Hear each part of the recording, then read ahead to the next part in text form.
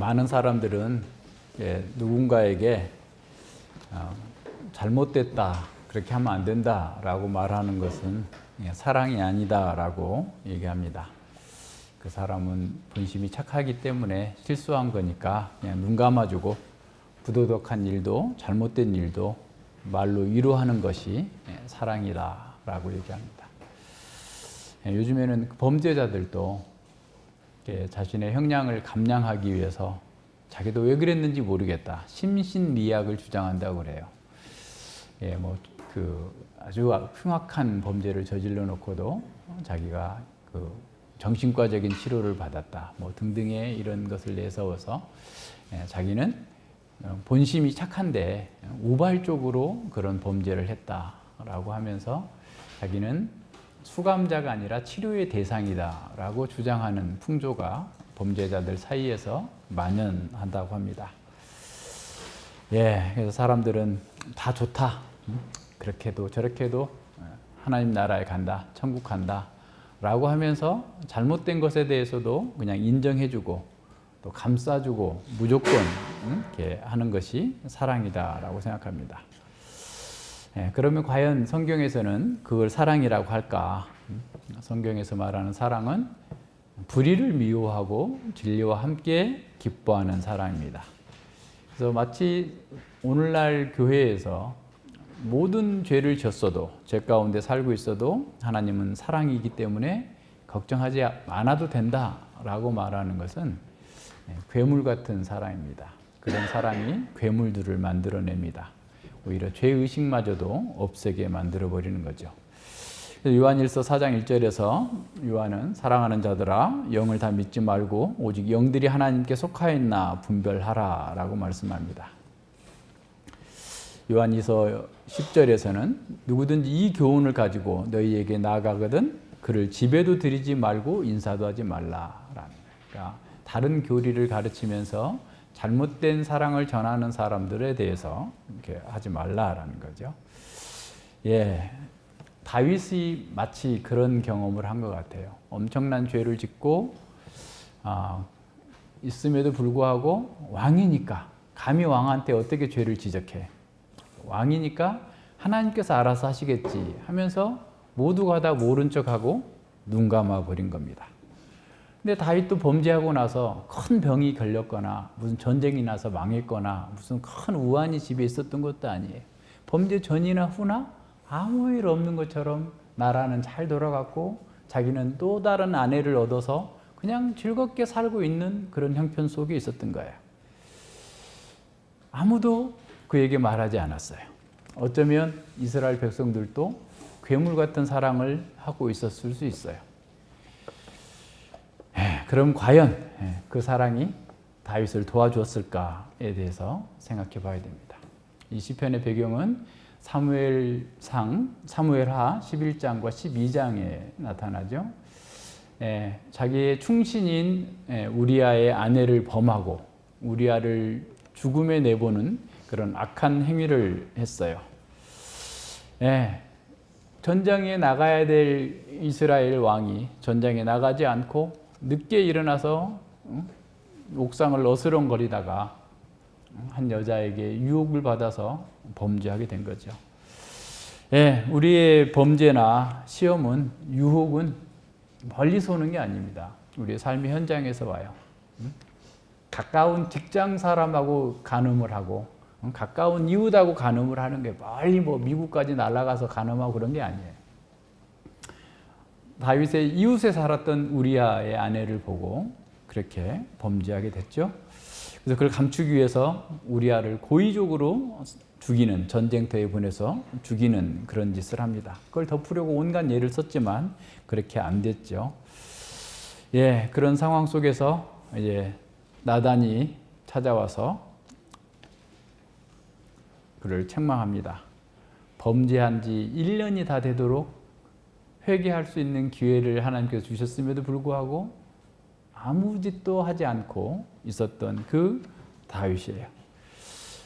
그래서 당신이 부자인데 다른 가난한 사람의 양을 자식처럼 귀하게 생각하는 그 양을 빼앗은 그 악한 자다, 그 사람이다 라고 하니까 비로소 다윗은 이제 깨닫게 됩니다.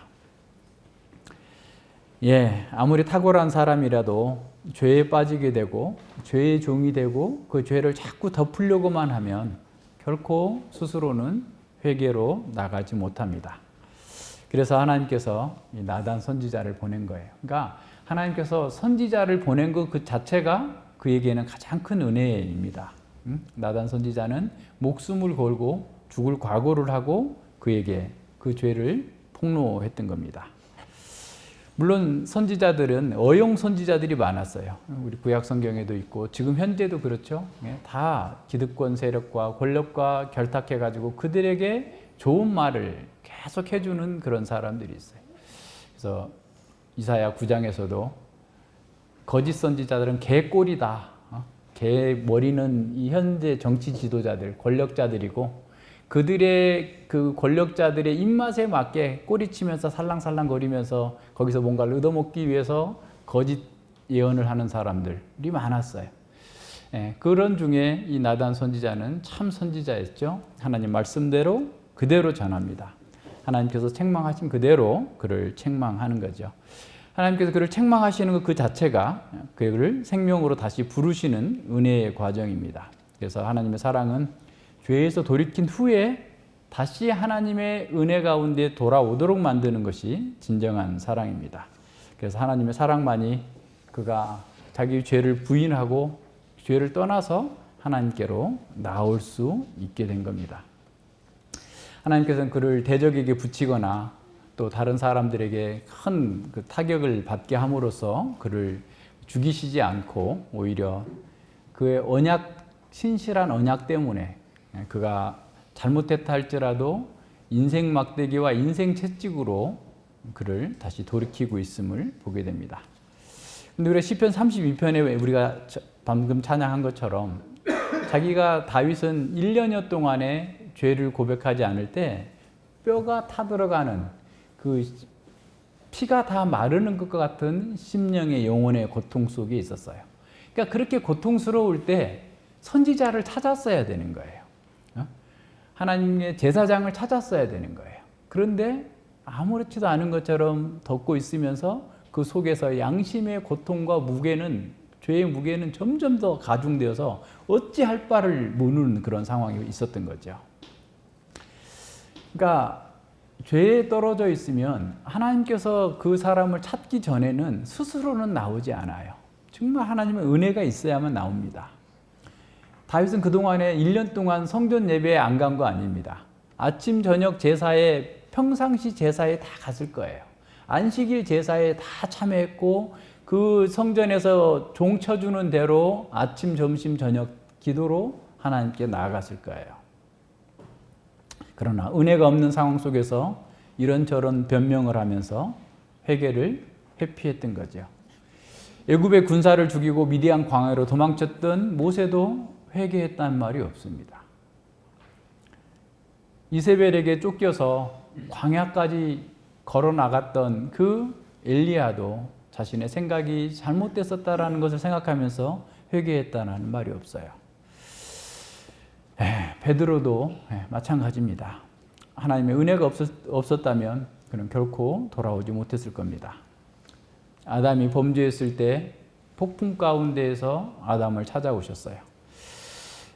죄 가운데에서 무엇을 어떻게 해야 될지 알지 못하고 숨기에 바빴던 그 아담에게 찾아오셨던 그 하나님이 피곤한 영혼, 상처투성이의 영혼, 온통 시험으로 흔들리고 메말라가고 있는 바짝 마른 그 영혼에게 찾아오신 거예요. 하나님께서는 그 죄인들의 죄 짓는 것은 허용하시지만 하셨을지라도 그 백성에게 계속해서 그 죄 가운데에서 머물러서 말라 죽도록 놔두시지는 않는다라는 겁니다. 하나님은 그 선지자를 통해서 자기 백성의 죄에 빛을 비추어 주십니다. 하나님 자기 백성들이 죄를 깨닫게 하시고 그리고 그 죄 가운데에서 자복하고 나올 수 있도록 죄를 자복하는 것만이 하나님의 은혜를 받을 수 있는 유일한 방법이기 때문에 그렇습니다. 이 막중한 임무를 맡은 선지자 나단은 왕이기 때문에 부드럽게 전하지 않았어요. 친했으니까 하나님의 말씀을 완화시켜서 전하지 않았습니다. 오히려 더 강력하게, 더 지혜롭게 그의 문제를 겨냥해서 나아간 겁니다. 나단은 하나님의 은혜를 배반한 다윗의 죄를 직접 겨냥했고, 다윗은 그 모든 죄에 대해서 하나님 앞에서 하나님께서 심판하실 것을 선언하십니다. 우리가 죄에 빠지는 원인은 뭐냐면, 더 깊은 원인은 하나님과의 관계가 깨져 있기 때문에 그래요.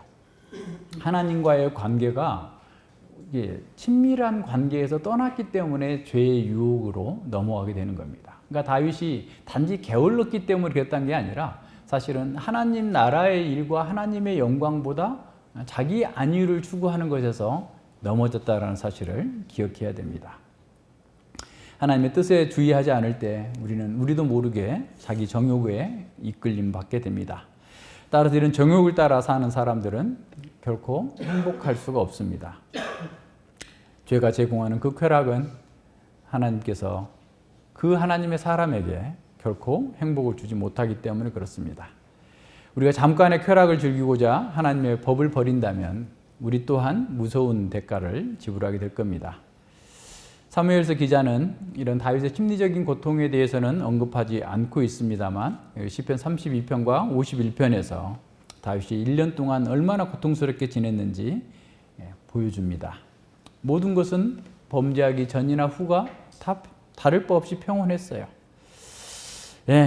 비통한 자책에 빠진 다윗에게 왕궁의 편안함, 또 안락함, 그런 쾌락은 진정으로 위로가 되지 않았어요.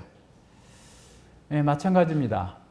우리도 죄에 빠져 있을 때 하나님께 나가기보다 우리 일상 속으로 숨어버립니다. 정신없는 이벤트에 우리 자신을 숨겨버립니다. 뭔가를 즐기고 탐닉하는 것으로 도망가 버립니다. 친구들 사이로 숨고, 아내에게 숨고, 군중 속으로 숨고, 정치적인 이슈 속으로 숨어버립니다. 어떤 목사님은 자기가 자꾸 몸이 아프니까 아내가 하나님인지 하나님이 아내인지 모르겠다 라고 얘기를 하더라고요. 자꾸 아내에게 의존하게 된다는 거예요. 하도 몸이 아파서 힘드니까. 그러니까 하나님께 나아가야 될 것을 아내에게로, 사람에게로, 다른 어떤 정치적 이슈로 군중 속으로 도망가 버리는 거예요.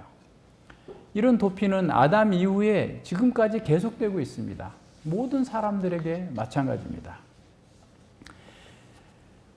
그런 외부의 활동들 속으로 우리가 피할 때, 우리의 양심의 고소를 외면하고 회피하는 방법으로 사용할 때 그것이 문제인지도 모르고 다 당연한 거지 라고 하면서 그 일에 매달리게 됩니다. 말씀을 듣고 그 말씀을 진지하게 받기보다 농담으로 받아버리는 것은 그 말씀에서 요구하고 있는 회개와 변화를 거부하기 위한 수단인 거예요. 다윗은 자신의 죄를 가리기 위해서 그 1년여 동안 더 많은 선행을 했을 수 있습니다. 성전 예배에 더 많은 예물을 바쳤을 수 있고 가난한 자들에게 더 많은 구제를 했을 수 있어요. 자신이 할 수 있는 모든 것을 다 하면서 하나님께 진정으로 회개하고 나가는 것을 피했을 수 있어요. 그러나 그것으로 자신의 양심에서 들려오는 그 격양된 소리를 잠재울 수 없어요. 자백하지 않는 그 죄가 날마다 더 무거워지고 더 고통스럽게 그를 짓누르고 있었어요. 다윗은 눈을 가리고 귀를 막고 아무것도 듣지 않는 것처럼, 아무것도 보지 않는 것처럼 그렇게 행동했지만 그 양심에서는 이 위선자야, 간음한 놈아, 살인자야 라고 하면서 계속해서 그를 고발하고 있었던 거예요. 고통 속에서 다 말라 들어가고 있어요. 죄 가운데에서 그의 모든 신선함과 생기가 다 말라버리고 있는 그 상태, 그 고통을 그는 겪으면서도 하나님께 나아가지 않았다라는 사실을 주목해야 됩니다. 선행으로 그걸 숨기려고 해도, 자기 죄를 덮으려고 해도 덮을 수 없습니다. 오물을 갖다 버리지 않고 오물을 값비싼 비단으로 덮어놨다고 해가지고 그 비단 때문에 냄새가 나지 않는 게 아닌 것처럼 우리의 죄를 회개하지 않고 우리의 선행으로 우리가 뭔가를 잘해서 이제는 하나님께서 이 정도 내가 했으니 상쇄해가지고 내 죄와 내 선행을 비교해서 상쇄해 주실 거다라고 생각할지 모르지만 결코 그것은 자기의 양심에 짐을 내려놓을 수 없게 하는 겁니다. 우리가 회개하지 않으면 죄에 대해서 더 무감격해질 뿐만 아니라 마음이 더 강팍해집니다. 그런데 다윗은 그 선지자의 책망을 받아들였습니다. 그 책망은 다윗에게 진정한 해방의 길을 보여주셨어요. 선지자의 그 책망은 다윗에게 다시 빛을 보게 해줬습니다.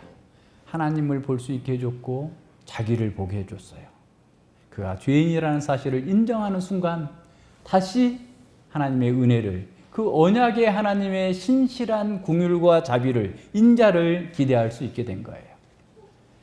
그래서 이제 1년 동안이나 미뤄놨던 그 죄를 자백하고 용서를 구합니다. 시편 32편 5절에서 내가 이르길 내 허물을 여호와께 자복하리라 하고 주께 내 죄를 아뢰고 내 죄악을 숨기지 아니하였더니 곧 주께서 내 죄의 악을 사하셨나이다 라고 고백하고 있는 거예요. 나단 선지자는 그 하나님의 말씀을 전하면서 그럼에도 불구하고 그에게 징계를 선언합니다. 사무엘하 12장 13절로 14절입니다. 여호와께서도 당신의 죄를 사하셨으니 회개하는 자에게 사해 주셨으니 당신이 죽지 아니하려니와 이 일로 여호와의 원수로 크게 회방할 거리를 얻게 하였으니 당신이 낳은 아이가 정녕 죽으리이다. 주께서는 왕을 용서해 주셨지만 왕께서는 죽지 않겠지만 하나님의 손에 징계의 매를 맞게 될 것입니다 라고 얘기합니다. 언약하신 대로 사람 막대기와 인생 채찍으로 그를 징계하실 것을 선언한 겁니다. 그래서 칼이 다윗의 집에서 떠나지 않을 것이라고 하셨어요. 그리고 다윗의 집안에 재앙과 화가 일어날 것이고 다윗의 아내들을 백주의 타인이 취하게 될 것이다 라고 선언합니다. 그러나 다윗을 언약의 짝으로 삼으신 하나님께서 인류를 위한 언약을 세우셨기에 다윗을 아주 버리지 않고 용서하시면서 다윗의 후손을 통해서 영원한 구원자를 보내게 됩니다. 우리는 다윗의 회개 속에서 우리의 모습을 보게 됩니다. 성경에는 오직 기도만으로 기록되어 있는 책이 시편이 유일합니다. 처음부터 끝까지 다 기도예요. 근데 기도는 하나님의 말씀이 아니고 인간의 말이잖아요. 인간의 말이 어떻게 하나님의 말씀이 될 수가 있죠? 하나님께서 그 안에서 우리에게 이렇게 기도하라라고 주신 말씀이에요. 그러니까 너희가 이렇게 회개하라, 이렇게 기도하면 내가 너에게 자비를 베풀 거다라고 말씀해 주고 있습니다. 그래서 우리는 이 그리스도 안에서 주어지는 이 시편의 말씀을 통해서 우리가 어떤 상황에서 어떻게 하나님께 나아갈 수 있는지, 우리가 어떻게 하나님께 우리의 마음을 쏟아놓을 수 있는지를 배울 수 있습니다. 우리가 합당하게 하나님께 마음을 쏟는 방법과 태도를 가르쳐주고 있습니다. 가장 친밀한 하늘 아버지께 우리의 마음을 토로할 수 있는 길이 무엇인지를 보여줍니다. 그래서 루터는 이 시편을 주기도문과 동일시하고 있어요. 주기도문은 시편을 통해서, 시편은 주기도문을 통해서 서로를 분명하게 이해해주고 자연스럽게 조화되도록 만들어준다. 주기도문, 주의 이름이 거룩히 여김을 받으시고 주의 나라가 이루어지고 주의 뜻이 이루어지기를 바라고 우리에게 일용할 양식을 주시고 우리의 사죄의 은혜를 베푸시고 시험에 들지 말게 해달라고 하는 그것이 시편에 응축되어 있는 기도들 속에 담겨져 있다는 거예요. 이 시편은 예수 그리스도의 교회의 기도이고 우리의 기도입니다. 그래서 건강한 그리스도인은 이 시편을 통해서 하나님께 어떻게 나아가는지, 어떻게 기도하는지를 배우게 됩니다. 그래서 시편으로 기도하는 사람들은 여호와를 경외하고 여호와의 뜻을 행하게 됩니다. 왜냐하면 우리가 경배하는 이 하나님은 우리가 계속해서 이 하나님의 말씀으로 기도할 때 하나님을 닮아갈 수 있게 만드는 겁니다. 이제 본문을 봅니다. 51편은 죄로 인해서 고통받는 인간에게 가장 필요한 것이 무엇인지를 우리에게 보여줍니다. 또한 회개의 고백을 어떻게 해야 되는지를 가르쳐주는 전형입니다. 이 회개는 성경과 교회사에서 구원받은 사람들에게 나타나는 보편적인 경험입니다. 그래서 회심과 구원은 개인적인 체험이지만 교회 가운데에서 객관화됩니다.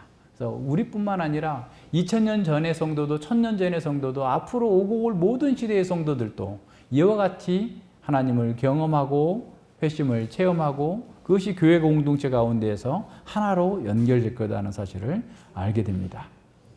하나님의 백성들은 죄와 회개, 구원의 은혜를 같이 경험하고 함께 소유한 사람들입니다. 그래서 진정으로 회개하고 은혜 아래에 있는 사람들은 사실 한 성령 안에서 육신의 피를 나눈 형제보다도 더 친근하고 친밀한 관계 속에 살게 됩니다. 예, 사람들은 다 행복을 원합니다. 그러나 자신에게 행복을 가져다주는 그 복음은 거부합니다. 왜냐하면 그 복음이 자신의 죄와 치부를 낱낱이 드러내기 때문에 그렇습니다. 그래서 구원과 구원이 제공해주는 그 안식과 행복을 누리기를 바란다면 우리는 회개하는 것이 선택이 아니라 필수라는 사실을 기억해야 됩니다. 세례 요한이 회개하라는 첫 마디로 시작했고 예수님 또한 회개하라고 하는 말씀으로 공생애를 첫 시작했습니다. 회개한 사람만이 하나님 나라에 들어갈 수 있습니다. 그럼 어떻게 회개해야 될까요? 진정한 회개는 무엇일까요? 진정한 회개의 첫 번째 단계는 자신의 영적 실상을 자각하는 겁니다. 그러니까 오늘날 많은 성도들이 구원의 감격과 기쁨이 없는 주 원인은 자신의 죄의 그 참된 실상을 알지 못하기 때문에 그래요. 그래서 죄를 가볍게 여겨요. 죄라는 것을 그냥 세상 사람들보다도 죄에 대한 개념 자체가 휴릿한 사람들이 너무 많습니다. 다윗이 거의 1년 동안 자신의 죄를 저지르고 타은하게 감추고 타은한 척했지만 나단 선지자를 통해서 주어진 그 말씀을 듣고 자기가 얼마나 큰 심각한 죄인인지를 깨닫고 인정하게 된 것처럼 우리가 하나님의 말씀이 없다고 한다면 우리도 다윗처럼 다른 사람은 잘못됐어, 이는 악한 거야, 그런 놈은 있으면 안 돼 라고 하면서도 자신은 그보다 더 심각한 죄인이라는 사실을 인정하지 않는 거죠. 예, 빛이 있어야만 우리의 인생의 진정한 실상이 드러납니다. 하나님의 말씀이 없으면 자기가 자기에게 속아요. 자기는 다 됐다고 생각합니다. 그래서 하나님의 말씀이 들어와서 자기의 속을 낱낱이 보여줄 때 그 내면에 감춰진 죄가 낱낱이 드러나는 그 자체가 은혜입니다.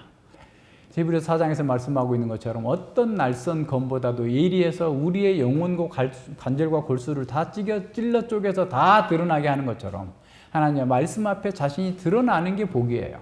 계속 감춰져 있는 사람들은 왜 듣지를 않는 거죠. 말씀이 와도 듣지 않는 거예요. 예, 왜냐하면 죄를 사랑하기 때문에, 자기를 사랑하기 때문에 빛이신 예수님께로 나오지 않는 겁니다.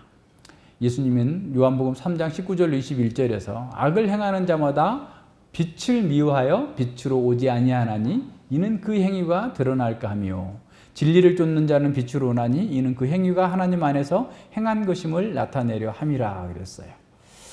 그러니까 다윗도 그렇게 뛰어났지만 빛으로 나오기 전까지는 그가 계속 성전 예배에 참여했고 계속해서 말씀을 들었고 계속해서 이스라엘 왕으로서 주어진 역할을 충실하게 했음에도 불구하고 여전히 어둠 속에서 자기의 쾌락에 빠져서 쾌락 속으로 도피하고 있었던 거죠. 바쁜 일상 속으로 도피하고 있었던 겁니다. 사람들이 비정상적인 쾌락에 빠져드는 것은 사실 자기 양심의 고소를 무마하기 위한 하나의 방법이에요. 들으려고 하지 않는 거예요. 자기 속에서 계속해서 소리치고 있는 그 양심의 소리마저 듣지 않으려면 뭔가 계속 해야 돼요. 라디오를 틀어놔야 되고 TV를 틀어놔야 되고 뭔가 막 분주하게 움직여야만 자기 소리를, 자기 속에서 양심에서 들려오는 그 소리를 외면할 수 있는 거죠. 그런 사람 속에 하나님께서는 언약을 맺은 사람들을 사랑하셔서 그 선지자를 통해서 그 말씀의 빛으로 그 양심의 어둠을 폭로함으로써 다시 빛 가운데로 나올 수 있도록 이끄십니다. 하나님의 말씀은 다윗이 자기 죄를 직면하게 했습니다. 자기 내면과 행동을 객관적으로 볼 수 있게 하는 거예요. 그래서 다윗은 그 말씀을 통해서 내가 왜 이렇게 죄를 지을 수밖에 없었을까? 내가 이처럼 심각하게 떨어질 수 있었던 것은 무엇 때문일까에 대해서 상고하기 시작한 겁니다. 그래서 다윗은 그 죄와 더불어서 자기 존재의 근본적인 문제까지 파고 들어간 겁니다. 사람들은 생각하기를 싫어해요. 그냥 드라마를 보고 영화를 보고 수많은 것들은 해나가지만 생각하려고 하지 않습니다. 또한 사단은 온갖 수단을 동원해서 생각하는 것을 막고자 해요. 우리가 우리 자신의 그 영적 실상을 볼 수 없도록 계속해서 분주한 일들을 막 들여보내는 거예요. 그런데 우리가 하나님의 은혜를 체험할 수 있는 첫 번째 단계는 자기를 직시해야 됩니다. 자기를 보고서 생각해야 돼요. 내가 왜 이런 죄에 빠지고 있지? 내가 왜 지금 이런 쪽으로 도피하고 있지? 왜 내가 이 구원의 기쁨과 감격을 누리지 못하고 있는 것이지? 그 이유는 무엇일까를 체크하면서 따져 들어가야 됩니다. 다시 말해서 광야로 나가야 돼요.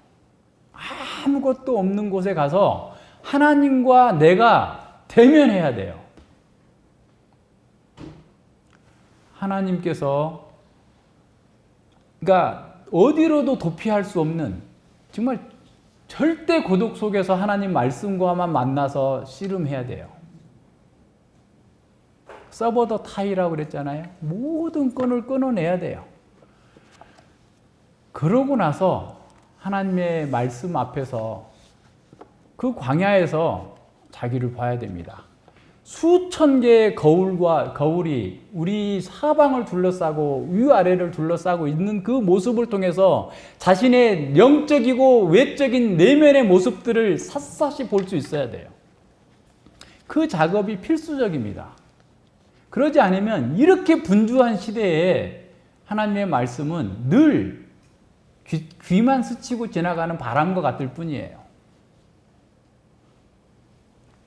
하나님의 말씀이 아무것도 없는 어느 누구도 나에게 도움을 줄 수 없는 절대 고독 속에서 주님만이 주의 말씀만이 자기를 비춰주는 것을 볼 때 그 속에서 은혜를 받을 수 있어요. 사단은 이걸 막는 거예요. 우리가 하나님께 만나러 가는 것도 막고 하나님께서 우리에게 오시고자 하는 것도 막는 거예요. 사단은 우리가 하나님이 아니라 수많은 우상들로 도피하라고 하는 거예요. 우리의 부모가 우상일 수 있고 우리의 자녀가 우상일 수 있고 우리의 직장이 우상일 수 있고 우리의 뭔가 의지하고 있는 그 무엇인가가 우리의 우상이 될 수 있는 거예요. 하나님 앞에 서기보다 그와 같은 방식으로 도피하라 라고 얘기합니다. 그러나 하나님께서 다윗에게 그 말씀을 주신 것처럼 다윗 또한 하나님과 그 말씀 앞에 마주하는 그 경험을 했습니다. 말씀에 비춰진 그 자신의 영적 실상을 객관적으로 볼 수 있게 된 겁니다. 그런 후에야 자기의 죄악된 그 죄와 그 죄의 본성이 어디서부터 어떻게 시작됐는지를 알게 된 거예요. 비로소 다윗은 자신의 문제가 다른 것이 아니라 죄 때문이었다라는 사실을 깨닫게 된 겁니다. 바로 그 죄가 자신과 하나님의 사이를 갈라놓았고 모든 선한 것을 파괴했다라는 사실을 깨닫게 된 겁니다. 만약 그 죄 가운데도 그냥 지냈다면 자신은 차라리 낫지 않은 것마도 햇빛을 보지 못한 것이 나았을 거다라는 생각에 이르게 된 겁니다. 그런 속에서 주님께 자기 죄악을 고백하고 완전한 용서를 구하고 있습니다. 다윗은 이런 죄악 속에서 이 죄의 고백이 1절로 6절에서 9번이나 나옵니다. 계속 죄에 대해서 고백하고 고백합니다. 그 죄는 다른 무엇보다도 하나님을 대적하는 반역입니다. 죄는 타락한 본성의 내적인 뒤틀림 속에서 잉태되는 순간부터 계속해서 죄 가운데 살고 죄 가운데 있는 거예요. 이것이 물이다. 물고기가 물 속에서 살고 있는 것처럼 우리는 죄 가운데 태어나서 죄 가운데 살고 있고 죄 가운데 숨쉬고 있는 거예요. 이것을 지금 발견한 겁니다.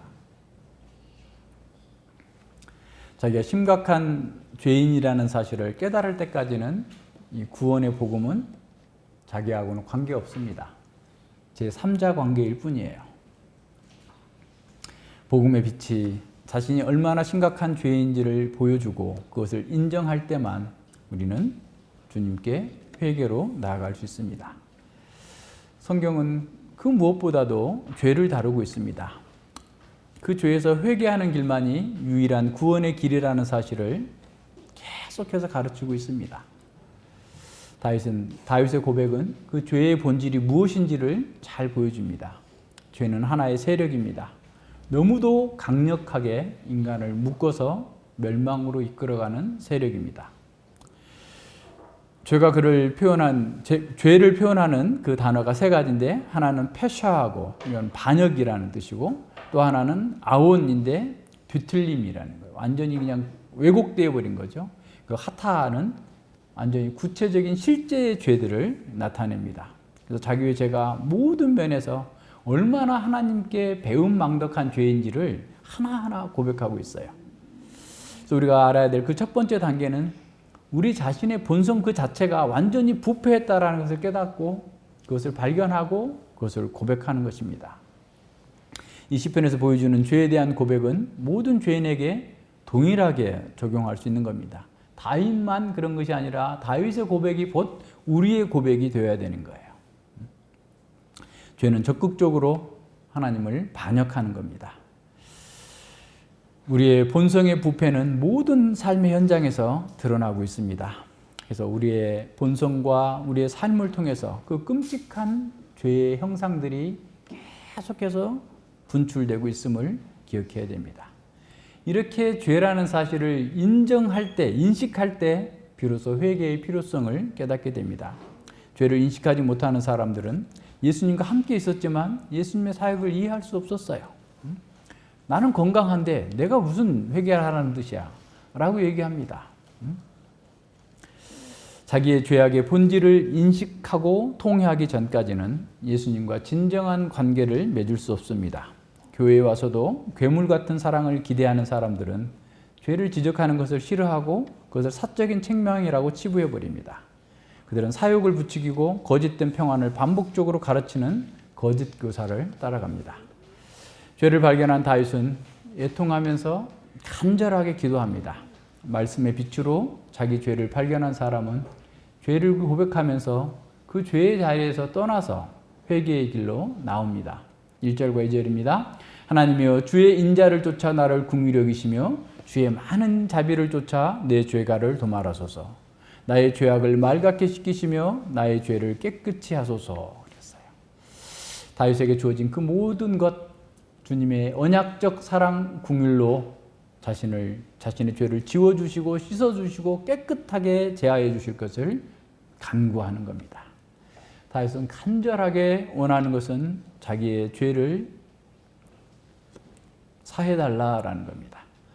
죽음과 멸망의 문턱에 앉아있는 이 사람에게 그보다 더 큰 필요는 없을 겁니다. 절망할 수밖에 없는 상황, 그 상황 속에서도 언약의 하나님을 붙들고 그 언약적 사랑을 베풀어 주셔서 주의 인자를 쫓아 나를 긍휼히 여기소서, 나를 사하여 주옵소서라고 말씀합니다. 다윗이 하나님의 자비와 인자와 긍휼을 근거로 해서 자신의 죄를 도말하고 씻기시고 깨끗하게 해주실 것을 계속해서 간구하는 것은 언약 백성으로서의 그가 할 수 있는 최상의 요청인 겁니다. 자신은 그런 자비를 요구할 자격도 없는 자라는 사실을 알면서 그럼에도 불구하고 하나님의 언약적 사랑만이 자신의 유일한 희망이다라는 사실을 고백하면서 기도합니다. 3절과 4절에서 다윗은 주님 앞에서 그 범한 죄가 얼마나 심각한지를 보여줍니다. 대저 나는 내 죄가를 아오니 내 죄가가 항상 내 앞에 있나이다. 내가 주께만 범죄하여 주의 목전에서 악을 행하였사오니 주께서 말씀하실 때에 의로우시다 하고 판단하실 때에 순전하시다 하리이다. 다윗은 자기 죄가 자기 앞에 있어요. 나를 거슬려서, 그러니까 이 죄는 하나님께 반역일 뿐만 아니라 나를 좀먹게 하고 나를 대적하고 나를 반역하는 거다라는 사실을 깨닫는 겁니다. 그리고서 다윗은 내 죄가를 압니다 라고 고백합니다. 죄가 자기를 고발하는 것은 그 죄 때문에 항상 그냥 그 양심에 눌려가지고 찬송을 하면서도 기쁨이 없고 하나님의 은혜를 찬양하면서도 겉으로만 입술로만 하고 있었던 그 시간들을 돌아보면서 이와 같이 고백하고 있는 것으로 볼 수 있습니다. 다윗은 자기의 죄가 부지 중에 실수로 그런 것이 아니라 의도적으로 하나님을 대적한 거다라고 하면서 내 죄라고 고백합니다. 다윗은 자기 죄가 하나님 앞에 감춰질 수 없습니다. 그것을 고백하는 거예요. 내가 죽게만 범죄하여 라는 말은 이 죄가, 모든 죄가 다른 사람에게 상처를 주고 고통을 주는 사회적인 영향을 준다 할지라도 죄의 핵심은 하나님을 반역하는 것이기 때문에 그렇습니다. 이웃을 사랑하라 그랬는데 이웃을 죽였잖아요. 이웃의 순교를 보호하라 그랬는데 간음을 했잖아요. 다 하나님의 말씀을 1차적으로 범한 것이기 때문에 그렇습니다. 그래서 우리의 죄의 문제도 그냥 어떤 사회적이고 윤리적이고 정신적인 문제가 아니라 하나님을 향한 겁니다. 신학적인 문제입니다. 이 죄의 근본 원인은 하나님을 대하는 인간의 총체적인 태도에서 비롯됩니다. 그러니까 하나님이 내 주인이라고 인정하느냐, 아니면 내가 주인이고 하나님은 내가 원하는 것을 해줘야 되느냐, 그 차이예요. 근본적인 차이입니다. 우리는 하나님을 찬양하고 하나님께 감사하고 하나님께 영광 돌려야 된다라고 말하지만 실제로 우리가 그런 말을 다 사용하면서도 하나님께서 내가 원하는 것을 들어주셔야 된다라고 하는 것이 곧 내가 하나님 위에 권위를 두고 있는 거예요. 그러니까 하나님의 말씀이 어떻게 주어지든지 간에 그건 자기가 알아서 선택할 수 있으면 하는 거고 안 하면 안 하는 거예요. 예를 들어서 예수님의 시험 사건에서 너는 하나님의 아들이니 돌 가지고 빵 만들어 먹어라. 그래서 진짜로 예수님께서 빵을 만들어 먹었다면 예수님의 신은 하나님이 아니라 사단인 거죠. 사단의 말을 듣고 움직인 거잖아요. 우리의 마음에서도 마찬가지예요. 우리의 마음에서 나오는 수많은 사단의 목소리에 우리가 거기에 굴복하면 우리의 신은 그때로부터 사단이 되는 거예요.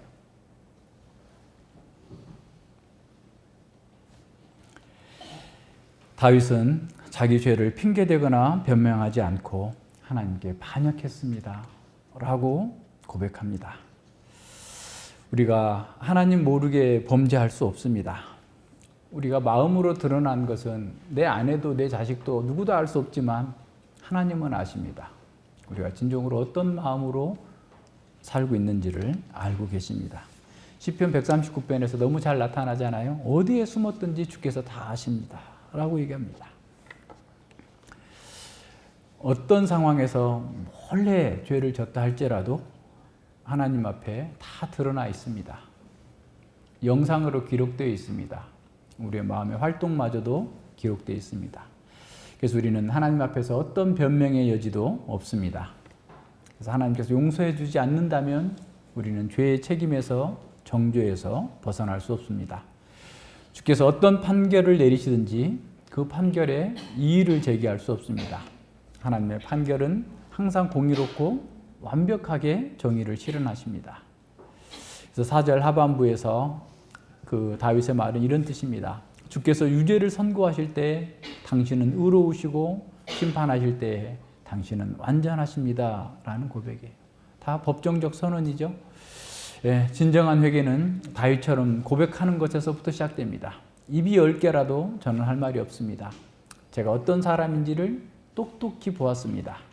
주께서 어떤 판결을 하시더라도 주의 판결은 전체가 다 100% 의롭습니다. 설령 너는 지옥에 가라 라고 말씀하신다 할지라도 주님의 판결은 순결합니다. 완전합니다. 라고 말할 수 없다면 우리가 진정으로 자기의 죄의 심각성을 보지 못했다는 증거입니다. 자기의 영적인 실상을 진정으로 보았다면 자신은 지옥에 떨어져야 마땅한 사람이라는 사실을 인정할 수밖에 없습니다. 이것이 진정으로 회개한 사람의 고백입니다. 진정으로 회개한 사람의 두 번째 특징은 하나님께서 행하시는 그 모든 일은 선하다라는 사실을 인정하는 것입니다. 비록 자신이 다 이해하지 못했다 할지라도 하나님께서 행하신 모든 일은 전적으로 의롭다라는 사실을 인정하는 것입니다. 욥처럼 의로운 사람도 하나님을 배웠고 나서 티끌과 재 가운데에서 회개하나이다. 하나님께서 모든 것이 선하십니다. 라고 고백하고 있지 않습니까? 이것을 체험한 사람만이 진정으로 구원의 기쁨을 누릴 수 있어요. 어떤 사람은 이렇게 말할 수 있습니다. 목사님, 다윗은 간음했고 살인이라는 끔찍한 죄를 저질렀습니다. 저는 간음한 적도 없고 살인한 적도 없습니다. 다윗은 그렇게 참회해야 했지만 저는 그런 죄가 없습니다. 라고 말할 사람이 있어요. 그러나 경외함으로 저는 얘기합니다. 죄는 그 실행의 문제가 아니라 그 본성의 성향의 문제입니다. 우리가 죄를 지었기 때문에 죄인이 아니라 우리는 이미 죄인이기 때문에 죄를 짓는 거예요. 그래서 다윗이 얘기한 것처럼 다윗은 그걸 본 거예요. 내가 죄 중에서 잉태되었나이다. 나는 본성 자체가 죄인으로 태어났습니다. 그래서 죄를 짓는 것입니다. 라고 얘기한 겁니다. 그래서 창세기 공부를 제대로 안 하면 창세기를 가지고서 세계관이 제대로 정립이 안 되면 기독교의 기자도 시작 안 된 거예요. 우리가 많이 공부했다고 해도 내가 정말 내 시각이 하나님의 말씀에 비추어서 세상과 나 자신을 바라볼 수 없다면 그냥 시간만 낭비한 겁니다. 바뀌어야 돼요.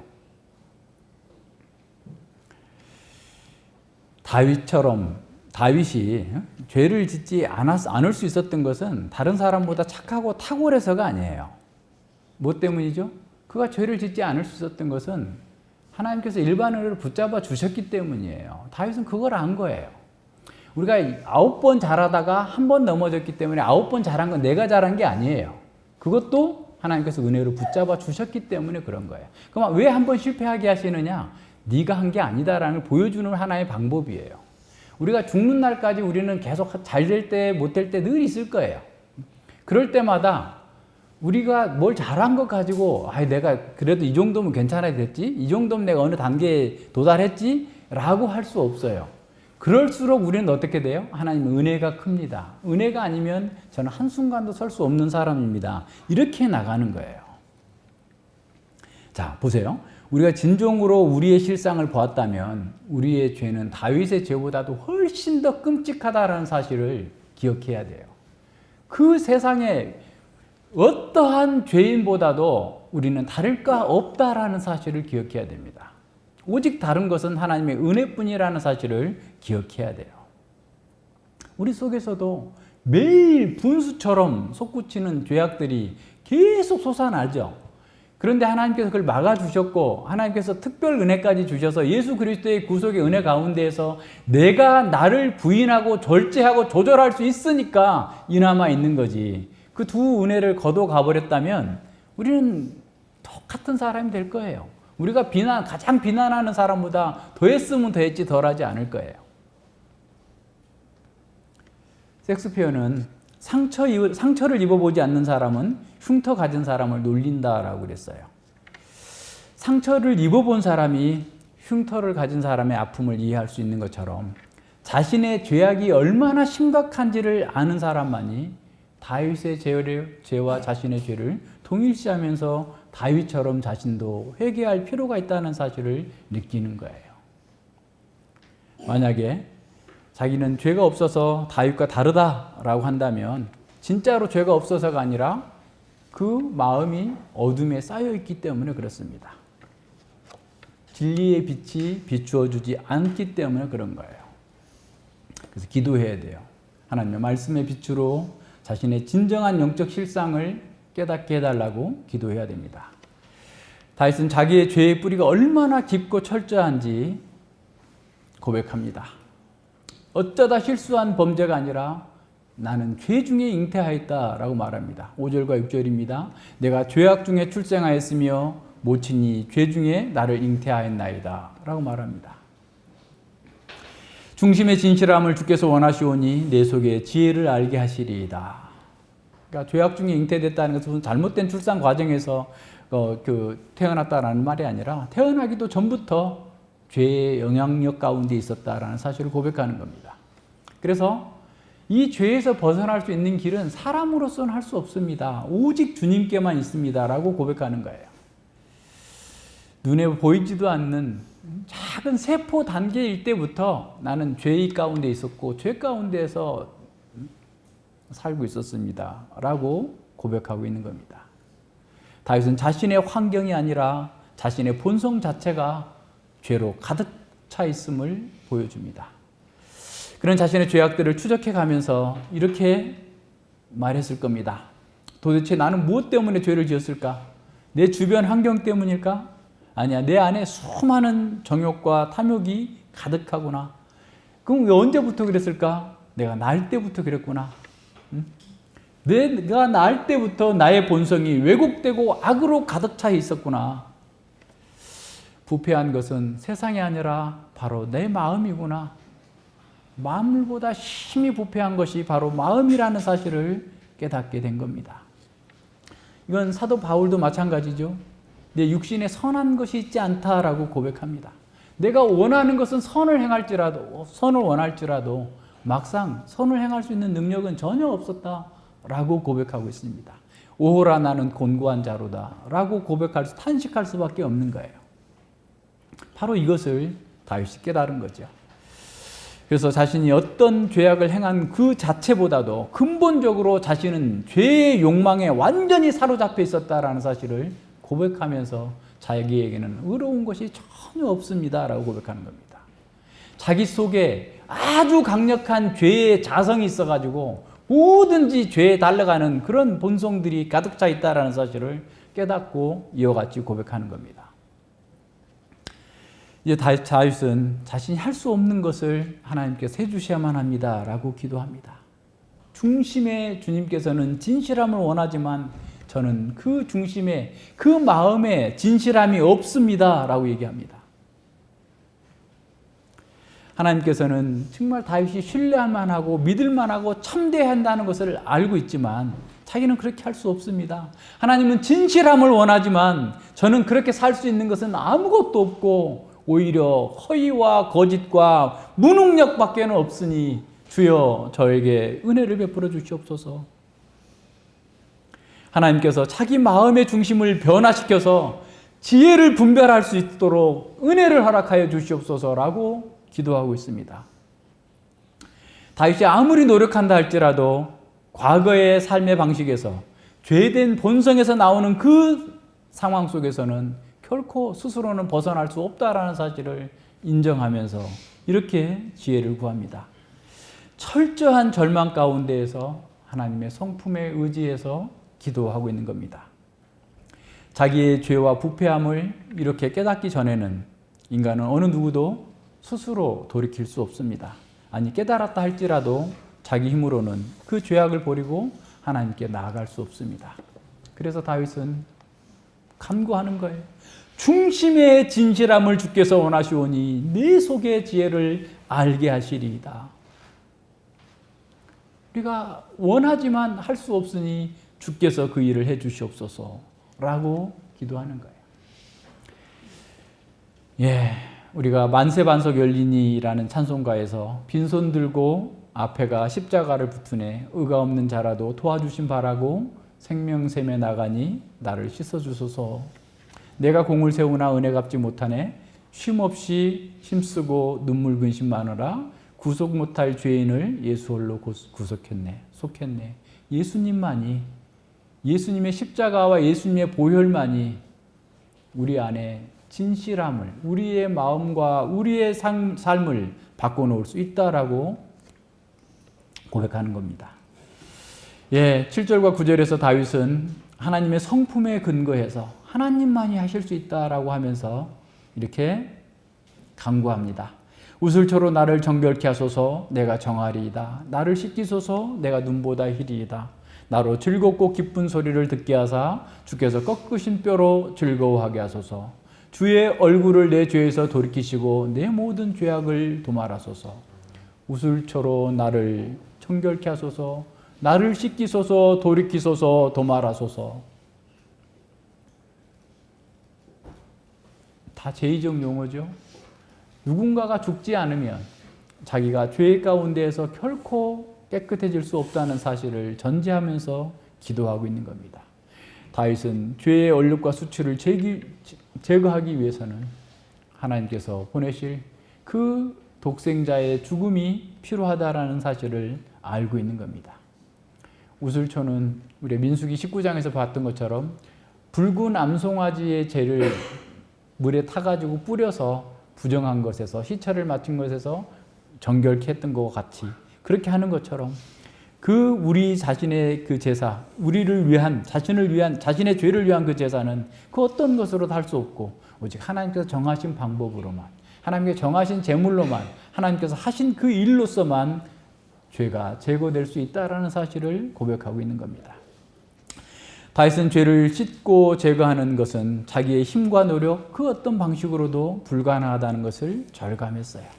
그래서 이렇게 기도하지 않을 수 없었던 겁니다. 로이 존스 목사님은 참된 회개와 구원이 일어날 때 몇 가지 특징이 있다라면서 이렇게 말씀합니다. 회개하는 사람은 먼저 자신을 직시하고 살핍니다. 회개하는 사람은 자기가 어떤 존재인지를 직시하고 살핀다는 거예요. 하던 일을 중단하고 광야로 나가서 자기를 살피지 않는 사람은 그리스도인이 될 수 없습니다. 죄인의 곽성이 있어야 됩니다. 두 번째 특징은 자신의 상태와 처지를 살핀 후에 절망에 빠져 부르짖는다는 것입니다. 하나님의 은혜가 아니고서는 오호라 나는 공고한 자로다 라고 하면서 부르짖지 않는다면 진정한 회개의 길로 나아가고 있는지를 살펴야 됩니다. 회개하는 사람은 하나님의 정하신 방법에 전적으로 의존하는 사람입니다. 다윗은 하나님의 정하신 방식으로만 정결케 된다는 사실을 알게 되었어요. 그렇게 해야만 쉬게 되고 주님께서 기뻐하실 수 있는 일을 할 수 있다는 사실을 알게 된 겁니다. 주께서 꺾으신 뼈로 즐거워하게 하소서. 그 죄악을 완전히 제거했을 때 그 꺾으신 뼈, 그 뼈라는 말은 제육법이에요. 자신의 총체성, 자신을 완전히 꺾여가지고 지금 부직갱이로도 쓸 수 없는 그런 상태에 있는 그것을 다시 회복시켜 줄 거예요. 자기 생명을 회복시켜 달라고 하는 그런 간구인 것이죠. 다윗은 하나님께서 베푸신 그 죄사함의 은혜를 통해서 자신이 육신적으로 영적으로 치유의 기쁨을 누리기를 간절히 소원했던 겁니다. 그래서 다윗은 다시 한번 주의 얼굴을 내 죄에서 돌이키시고 그 죄악을 지워달라라고 간구합니다. 아무것도 주님의 눈앞에 감출 수 없으니 이제 주께서 얼굴을 돌려서 자신의 죄를 보지 않으시는 것밖에는 없습니다 라고 얘기하는 거죠. 자신의 반역죄뿐만 아니라 그 죄의 모든 실상까지라도 지워달라라고, 흔적까지라도 지워달라라고 기도합니다. 회개하지 않는 사람은 자기의 죄를 변명하면서 하나님을 피하려고 합니다. 하지만 회개한 사람은 죄를 고백하면서 오직 하나님만이 자신의 문제를 해결해 줄 수 있는 길이라는 사실을 인정하고 하나님만이 제 영혼의 필요를 채워줄 수 있다라고 하면서 하나님께 가까이 나오게 됩니다. 자기 죄를 토로하고 사죄의 은혜를 간구하였던 다윗은 이제 더 큰 은혜를 간구합니다. 다시는 하나님을 떠나지 않도록 자기 마음을 새롭게 창조해 주시기를 기도합니다. 10절로 12절입니다. 하나님의 내 속에 정한 마음을 창조하시고 내 안에 정직한 영을 새롭게 하소서. 나를 주 앞에서 쫓아내지 마시며 주의 성신을 내게서 거두지 마소서. 주의 구원의 즐거움을 내게 회복시키시고 자원하는 심령을 주사 나를 붙드소서라고 기도합니다. 사죄의 은혜로서는 그치지 않는 거죠. 그것만 가지고는 안 되는 거예요. 오히려 저를 새롭게 하고 정결한 마음을 창조하여 주시옵소서. 하나님이 저에게 정직한 영을 새롭게 하여 주시옵소서. 다시 말하면 다시 자기 욕망을 따라 살지 않도록 자신에게 새로운 일을 해달라는 겁니다. 이제는 주의 성신을 따라 살기를 원합니다. 그러나 자기 육신의 방식으로 옛 마음으로는 불가능하다는 사실을 고백합니다. 그래서 다윗은 정한 마음, 정직한 영을 새롭게 해달라고 부르짖습니다. 다윗은 자기가 죄를 짓지 않으려고 노력할지라도 스스로는 할 수 없음을 깨닫습니다. 주님께서 중생의 은혜를 허락해 주시지 않는다면 저는 다시 죄악의 바다에 휩쓸려 떠날려 갈 수밖에 없는 존재입니다. 주여 이제 은혜를 베풀어 주시옵소서라고 기도하는 겁니다. 주께서 자신을 새롭게 하지 않는다면, 자기 마음과 영혼을 새롭게 만져주시지 않는다면 자신은 영영 버림받을 수밖에 없는 가련한 존재라는 사실을 토로합니다. 다윗은 자신의 본성에 깊고, 죄의 본성은 깊고 강하지만 자신은 철저하게 무능력하다는 사실을 깨달았습니다. 그는 자기 힘으로는 죄의 세력과 죄의 오염으로부터 벗어날 수 없음을 알게 되었습니다. 하나님께서 자신을 찾아오지 않는다면 그는 결코 하나님을 찾지 않았을 것입니다. 그래서 그는 그 죄를 이길 수 있는 유일한 길은 하나님이 자기 마음과 영혼의 새로운 일을 시작하셔야 된다라고 기도하는 겁니다. 하나님이여 내 속에 정한 마음을 창조하시고 내 안에 정직한 영을 새롭게 하옵소서. 거듭난 새로운 생명을 주시옵소서. 주여 중생의 은혜를 베풀어 주시옵소서라고 기도하는 겁니다. 다윗은 하나님의 용서를 통해서 모든 것이 회복되었습니다. 모든 일이 승승장구하고 있다 할지라도 새 생명이 없다면 그 모든 것은 아무것도 아니라는 사실을 깨닫게 된 겁니다. 그리스도인의 변화는 개과천선이 아닙니다. 과거에 불의하고 부정한 죄를 버리고 단지 착하게 사는 것이 아닙니다. 만약 기독교가 그런 거라면 세상 종교와 다를 바 없었을 겁니다. 진정한 기독교는 기존의 질서와 기존의 체계로서는 결코 새 생명을 얻을 수 없다는 사실을 선언합니다. 육에 속한 사람은 이 중생의 교리를 싫어합니다. 기독교는 사람이 자기의 힘으로 나름 착하게 살 수 있을지라도 결코 그것으로는 구원을 얻을 수 없다고 선언합니다. 세상의 종교와 사상들은 부패한 사람들의 마음과 교만을 부추기면서 스스로 뭐든지 할 수 있다라고 외칩니다. 하나님 너를 사랑하기 때문에 내가 무엇을 하든지 기뻐하실 거야. 너의 문제는 하나님은 내가 죄를 짓고 있는 그 순간에도 너를 사랑한다는 걸 모르는 거야. 너는 너무나 존귀하기 때문에 내가 받은 상처에 주님도 아파하시고 상처받은 너를 품어주실 거야. 양심의 가책 따위는 내려놔. 내가 하고 싶은 것을 뭐든지 다 해도 돼. 하나님은 사랑이기 때문에. 인생은 그렇게 길지 않거든. 후회 없이 마음껏 즐겨. 왜냐하면 너는 소중하니까 라는 소리가 계속해서 들려옵니다. 모든 곳에서 들려옵니다. 우리 마음속에서 더 크게 들려옵니다. 이 기막힌 속임수에 얼마나 많은 사람들이 몰려가고 있습니까? 자신의 참된 실상을 보지 못한 사람들에게 바로 이 메시지가 복음입니다. 자신을 인정해주고 자존감을 높여주고 격려하고 그래서 더 나은 삶의 비전을 제시해주는 대중적인 기독교, 이것이 자기가 발견되지 않는 사람들에게는 진정한 교회이고 진정한 복음이라고 느껴질 겁니다. 자기가 끔찍한 죄인이라는 실상이 발견되지 않는 사람들에게 환영받는 기독교입니다. 하나님의 사랑을 괴물 같은 사랑으로 만들어 버리는 것이죠. 그러나 주님께서는 중심의 진실함을 원하시오니라고 고백하는 그 사람들이 자신이 얼마나 타락했는지, 얼마나 구제불능인지를 알고 하나님께 거듭나지 않으면 소망이 없음을 부르짖는 거예요. 하나님께서는 우리에게 주시고자 할지라도 우리가 부르짖지 않으면 주시지 않을 수 있다는 사실을 기억해야 됩니다. 우리가 자식들 키워보면서 늘 경험하는 게, 자식들이 필요해서 우리가 뭔가를 주려고 하는데 자기는 그걸 느끼지 않는 거야. 필요를 느끼지 않는 거예요. 줘도 감사하지 않아요. 이걸 왜 줘? 이러는 거예요. 하나님께서도 우리를 미리 주시지 않는 것은 우리를 낮추시는 방법입니다. 낮아져야 돼요. 마음이 높아져 있어서는 결코 하나님께 기도하지 않습니다. 낮아지지 않습니다. 홀로 광야로 나가지 않습니다. 하나님의 말씀에 비추어서 자기를 살피지 않습니다. 군중 속으로, 사람들 속으로, 일 속으로, 바쁜 일상으로 숨어버리지 하나님께 나오지 않아요.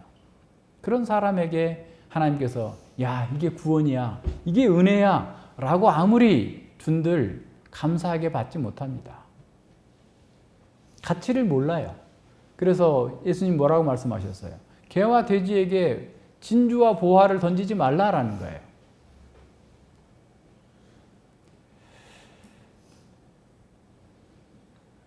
사람들이 참된 기독교를 거부하는 것은 다 이런 데 원인이 있어요.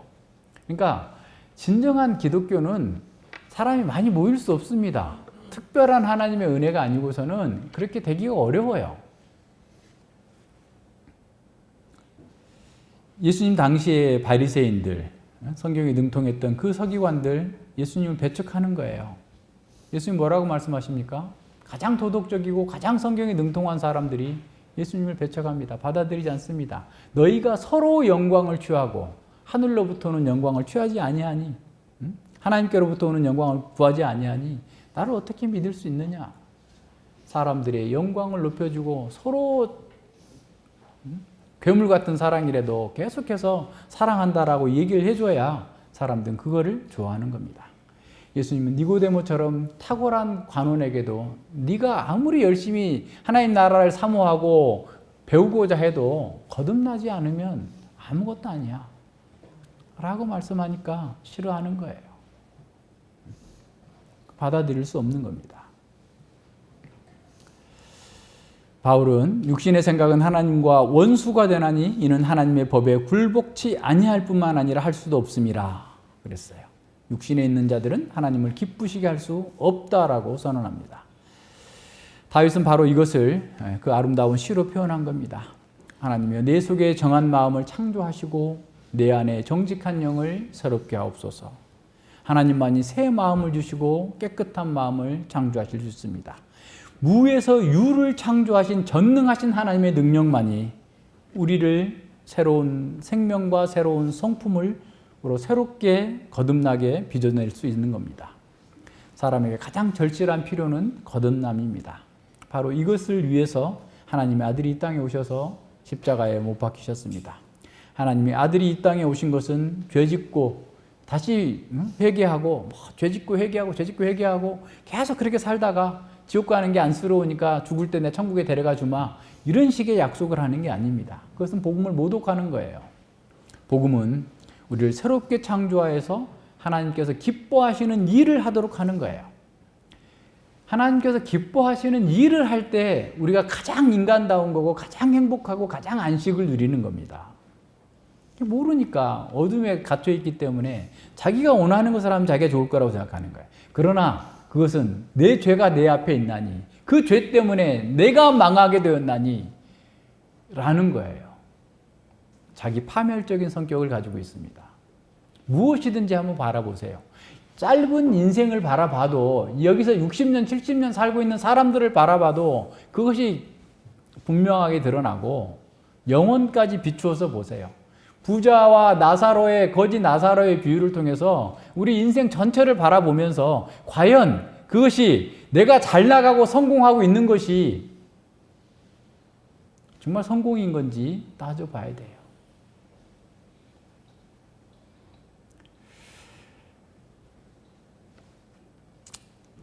성경은 우리가 구원받은 자가 구원하신 하나님과 같은 성품과 삶을 살도록 만들어 주시는 거예요. 신의 성품에 참여하고 하나님께서 하시는 그 아름답고 복된 일들을 이 땅에서 우리로 하여금 이루도록 우리를 구원하셨어요. 이것이 복음의 중심입니다. 그러나 회개와 거듭남이 없이는 이것을 할 수가 없어요. 아무도 할 수 없습니다. 아무리 착한 사람도 할 수 없어요. 왜? 마음이 바뀌지 않았기 때문에 그래요. 율법의 행위로는 선행으로는 의롭다함을 받을 수 없어요. 오히려 그런 선행은 자기의 속마음을 가려주는 빛나는 위장막일 수 있어요. 그러나 그들은 여전히 그 마음이 바뀌지 않았고 옛 삶의 방식에 지배를 받고 있습니다. 그래서 하나님께서 기뻐하시는 삶을 살 수 없습니다. 하나님과의 생명의 교제가 이루어지질 않아요. 세상의 소리에는 민감하게 반응하지만 하나님을 기쁘시게 하는 일에는 무감각합니다. 하나님의 일을 하면서도 자기를 기쁘게 하고 자기 영광을 추구합니다. 그런 사람에게 다윗은 자기의 경험을 보여주면서 이렇게 말하는 거예요. 당신에게 지금 중요한 것은 돈을 더 많이 버는 것이 아니다. 거듭나는 것이다. 당신에게 중요한 것은 사람들에게 인정받고 더 많은 봉사활동을 하는 것이 아니다. 당신에게 진정한 필요는 회개하는 것이다. 성령, 심령이 새로운 마음이, 거듭남이 당신에게 필요한 것이다 라고 선언합니다. 당신은 이것을 위해서 부르짖어야 된다. 말씀의 빛으로 자기를 보게 해주시고 그 말씀의 빛 가운데에서 파산된 자신을 바라보면서 하나님께 이렇게 간구해야 된다라고 가르치고 있는 겁니다. 예, 우리가 자신과 마주할 수 있는 그 유일한 방법은 하나님이 그 아들에게 보이신 방법, 하나님의 말씀이 우리를 위해 싸우도록 하는 거예요. 말씀 앞에 절대 자기를 아래에 두지 않으면 예수님마저도 하나님이시고 말씀을 주시는 분이지만 기록되었으되 말씀 아래 자신을 두었어요. 예수님이 주신 그 사단의 시험을 이기는 그 세 가지 방법 다 기록되었으되 하나님이시면서 하나님의 말씀에 자신을 내려놨는데 우리는 말씀 위에 서가지고 이렇게 해봐 저렇게 해봐 자기가 취사 선택해가지고 이건 받고 저건 버리고 이거는 자기가 신인 거예요. 그런 사람 속에 무엇을 기대할 수 있겠습니까?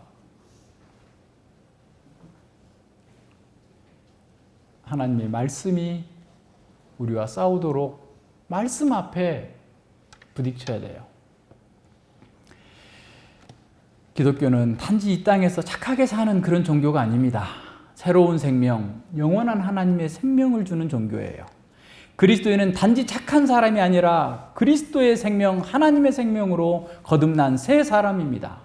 만약에 여러분이 이 생명이 없다면 하나님과 교제하는 것을 싫어할 거예요. 하나님의 생명이 있다면 하나님과 교제하는 것을, 기도하는 것을 좋아하고 기뻐하고 즐거워할 겁니다. 그래서 하나님과 교제에서 분리되는 것을 가장 두려워할 것입니다. 그래서 다윗이 말한 것처럼 나를 주 앞에서 쫓아내지 마시며 주의 성신을 내게서 거두지 마소서라고 기도하는 거예요. 다윗은 다시 죄로 하나님과 분리되는 것을 가장 두려워합니다. 사울에게 성신이 떠나서 그가 엉터리로 살지라도 하나님께서 버려두신 것처럼 우리가 죄를 짓고도 성공하고 있다면 하나님의 버림받은 증거예요. 가장 불행한 사람입니다. 결국 자기 파멸의 길로 가고 있다는 사실을 기억해야 됩니다. 죄사함을 받는 것은 진정으로 가장 복된 일입니다. 그래서 더는 죄를 짓지 않고자 합니다. 다시 죄를 짓지 않으려면 새로운 생명이 있어야 되고 성령께서 우리와 함께 하셔야 됩니다. 그래서 우리는 이것을 부르짖고 간구하는 것입니다. 새로운 삶으로 들어가는 그 좁은 문은 성신의 인도하심을 받아야 됩니다. 그래서 다윗은 주의 구원의 즐거움을 내게 회복시키시고 자원하는 심령을 주사 나를 붙드소서라고 기도합니다. 자원하는 심령을 주셔서 나를 붙드소서. 구원의 즐거움, 하나님과의 교제의 가운데 누리는 그 기쁨, 진정한 기쁨, 그 기쁨을 계속해서 누릴 수 있도록 거두어가지 않도록 죄를 지음으로써 다시 그 기쁨에 떠나지 않도록 기도하는 겁니다. 우리가 가진 기쁨은 세상이 빼앗을 수 없는 하늘로부터 오는 기쁨이고 깊은 우리 영혼 깊이에서 솟아나는 기쁨입니다. 이 기쁨은 세상이 줄 수도 없고 알 수도 없는 그런 종류의 기쁨이에요. 그러니까 이것을 맛보지 못한 사람들은 자꾸 허접한 것을 찾는 거예요.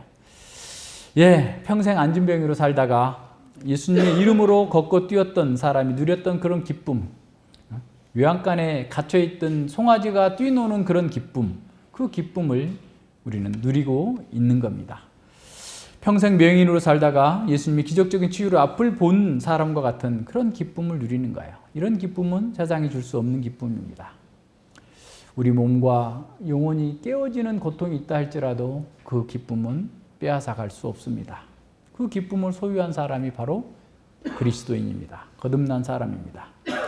그래서 이 기쁨을 소유한 사람은 하박국 선지자와 같이 무화과 나무가 무성치 못하고 다 망했고 포도나무도 없고 감람나무에 소출도 없고 외양간에 소도 없고 바벨론이 와서 모든 걸 다 쓸어가 버리고 모든 사람들을 다 뻘거벗겨서 포로로 잡아다가 팔아먹는다 할지라도 나는 여호와를 인하여 즐거워하며 나의 구원의 하나님을 인하여 기뻐하리로다 라고 선언합니다. 모든 것이 없어졌을지라도 자기가 사랑하는 자녀가, 자기가 사랑하는 남편이, 자기가 사랑하는 이웃이, 조국이 다 쑥대밭이 됐다 할지라도 나를 구원해 주신 그 하나님의 구원으로 말미암아 나는 기뻐할 거다 라고 선언할 수 있는 것이 구원받은 사람이 누리는 기쁨이에요. 영혼의 감격입니다. 왜? 그런 속에서, 그런 심판을 통해서 하나님의 뜻이 이루어질 것이기 때문에, 그것을 알았기 때문에 주여 수년 내에 부흥케 하옵소서, 우리가 잘되게 하시옵소서가 아니고 수년 내에 다 망하고 새롭게 시작하게 해주시옵소서 라고 기도한 거예요. 구원의 즐거움을 소유한 사람, 현재의 상황에 연연하지 않습니다. 뭐 잘됐다고 해서 막 그것 때문에 교만해지지 않고, 뭐가 잘못됐다고 막 땅이 꺼질 것처럼 한숨 쉬고 죽을 것처럼 그렇게 행동하지 않습니다. 물론 우리도 영향을 받죠. 힘들죠. 영혼의 고통 때문에 잠을 이루지 못합니다. 그러나 그 생명의 기쁨, 소망이 하나님께 있기 때문에 그 속에서 우리는 승리해 나가는 겁니다. 우리 갈 길을 가는 겁니다. 이 기쁨을 소유한 사람은 이렇게 기도합니다. 주님, 제게 자원하는 심령을 주소서. 그러면 제가 주께서 내리시는 명령이라면 무엇이든지 따르겠습니다. 주께서 저를 주님의 말씀과 주의 길에 굳게 서도록 붙들어 주시옵소서. 주님, 저는 주님의 영광을 위해서 살기를 자원합니다. 그러나 제게 힘이 부족합니다. 제가 주님의 말씀을 따라 살 수 있도록 힘을 주시옵소서. 저를 붙들어 주시옵소서. 하나님의 영광을 경험한 사람, 하나님의 생명을 가진 사람, 그 사람의 갈망이 이와 같은 겁니다. 그리스도인은 바로 이런 사람입니다. 하나님의 말씀을 통해서 자신의 심각한 죄를 자각하고 하나님의 풍성한 은혜를 날마다 체험하는 사람입니다. 중생의 은혜를 입고 하나님이 주신 그 생명의 즐거움을 소유한 사람입니다. 자원하는 마음으로 선한 일을 열망하는 사람, 기도하는 사람입니다. 우리 자신을 점검해 봅시다. 우리가 정말 다윗과 같은 경험이 있는지, 다윗과 같이 자신의 죄의 심각성을 보면서 부르짖고 있는지, 다윗처럼 사죄의 은혜를 갈망하고 있는지, 다윗처럼 전적으로 하나님의 주권에 순복하기를 바라는지, 다윗처럼 중생을 갈망하면서 부르짖고 있는지, 중생의 즐거움과 구원에 참여하기를 갈망하면서 기도하고 있는지, 다윗처럼 자원한 마음으로 주의 뜻을 행하고자 하는 갈망과 부르짖음이 있는지 살펴봅시다. 진정으로 우리가 갈망하며 기도하는 것은 무엇입니까? 우리의 눈을 열어주시고 우리가 보지 못하던 것 보게 하시고 듣지 못하던 것을 듣게 해주셔서 참으로 주님의 그 긍휼함 속에서 진정한 생명의 기쁨을 누리면서 주님과 함께 동행할 수 있기를 바랍니다. 기도합니다. 하나님 아버지, 감사를 드립니다. 거짓된 사랑, 거짓된 회개가 만연한 이 세상 가운데에서 참으로 저희들 또한 무엇이 참 사랑이고 무엇이 참 생명이고 무엇이 참 즐거움인 줄을 모르고 하나님 앞에 죄 가운데에서 태어나서 그 죄로 인하여서 우리의 양심을 찌르는 수많은 고통을 피하고자 사람들 속으로, 군중 속으로, 일 속으로 피하여버리고 하나님께 나아가지 못하고 있는 우리의 모습들을 봅니다. 그래서 우리의 마음이 녹아지고 우리의 뼈가 꺾어지는 그런 고통에 있을 때 참으로 하나님께서 말씀으로 저희를 부르시지 않는다면, 말씀으로 우리의 영혼을 비추지 않는다면 우리는 그 속에서 말라버렸을 것인데 주님께서 이 땅에 오셔서 우리의 모습을 비춰주시고 우리가 얼마나 절박하게, 얼마나 심각하게 왜곡되어 있는지, 우리의 마음이 만물보다 심히 거짓되고 부패한 것을 보게 하시고 오직 주님께 나아갈 수 있도록 은혜 주셔서 감사를 드립니다. 아버지, 하나님의 말씀으로 우리의 본질 속에 심히 깊이 감춰져 있는 죄악들을 보게 하여 주시옵소서. 자기 중심적이고 하나님마저도 자기 마음대로 조종하고자 하는 이런 우상이 우리에게 얼마나 크게 작용하고 있는지를 보게 하여 주시옵소서. 주께서 언약적 사랑으로 긍휼과 자비로 저희들을 건져내시기 위해서 그 아들이 십자가에서 못 박혀 죽으셨사오니 이제 주님께서 주시는 그 생명 가운데에서 새로운 기쁨을 누리고 새로운 생명을 따라 살아갈 수 있도록 인도하여 주시옵소서. 우리가 주님의 생명이 있기 때문에 어떠한 고난 속에서도 굴하지 않고 주님을 갈망하며 주님의 일을 이루어 나갈 수 있는 자가 되었음을 진실로 감사를 드립니다. 우리가 아직도 우리 중에 자기 죄를 보지 못하고 구원의 은혜에 깊이 침잠되어 있지 못한 사람이 있다면 주님 긍휼히 여겨 주시고 중생의 은혜를 허락하여 주시고 참으로 광야에서 그 고독한 가운데에서 주의 말씀으로 자기를 살피면서 참으로 주님께 간절히 부르짖게 하여 주시옵소서. 아버지, 저희들이 이 하나님의 말씀과 생명이 있는 자들이 더욱더 주님을 의지하고 날마다 자기를 부정하면서 하나님의 뜻을 행하는 일에 있어서 기쁨으로 성장하며 주의 일을 감당하는 거룩한 백성들로 자라가게 하여 주시옵소서. 감사드리며 예수님 이름으로 기도드립니다. 아멘.